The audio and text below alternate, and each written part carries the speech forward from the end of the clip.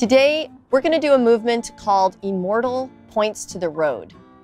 The reason it's called Immortal Points to the Road is because when you're doing this exercise, you're supposed to be thinking, I'm an immortal pointing the road to health and longevity.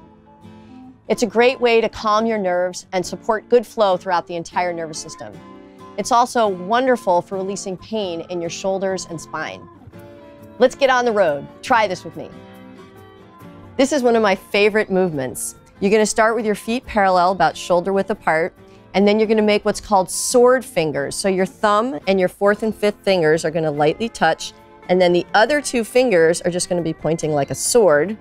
So you're going to point towards the ground, and then you're going to slowly start to circle both arms to the left, keeping them straight as they come all the way up, and sort of watching your fingers as they come across the top of your head.